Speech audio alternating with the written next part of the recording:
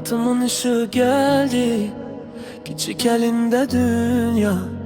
Benim yüreğimde ebedi, gülüşü her karşı hissedilir her anı parlak oğlum. Sen gelenden hayat oldu, daha da maraklı. Oğlum geldi dünyaya, ışık doldu evime.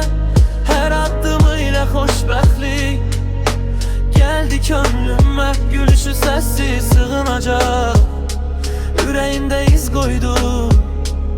Herkes görebilir bunu, sevgiyle doldu. Küçük eller ile tuttu ümidimi, her adımında büyür sevgim kimi. Gözlerinde bakıram geleceğe, her gülüşüyle açılır yüreğimde güneş kimi. Dünya bəzən çətin amma sen varsan yanımda. Her karışı kucak her anı mənimle yaşa. Senin üçün her şey ederim, söz verirəm oğlum seni sevirəm. Bunu hayat boyu devam ederim. Geceler ulduzlara bakarıq birlikte, seninle danışırıq sirlerimizi gizlice. Seninle ilk attım ilk söz ilk oyun, her anı yadda kalan her anı bizim üçün böyüyecek. Sen ama unutmayasan asla bunu, sevgiyle böyüyen uşaq hiç vaxt itirmez yolu. Oğlum geldi dünyaya, ışık doldu evime.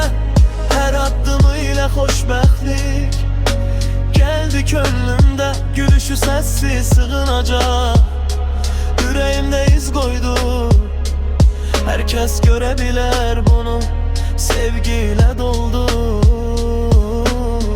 Her gülüşün her ağlayış dersdi benim üçün.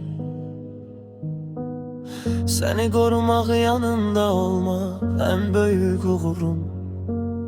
Seninle geçen anlar renk katır her güne. Hayatım ben nasıl senle açılır, her adımın benim üçün ünerdir. Gözlerinde gelecek, ümit ve ışık oğlum, sen benim gururum. Hayatın en güzel hikayesi, herkes dinlesin, sevgiyle dolu bu hikayeni. Oğlumla yaşanan günler, hayatıma renk katan efsaneli. Seninle her şey daha güzel, her gün yeni başlangıç. Bu yol birlikte, benim ve senin en büyük servetin.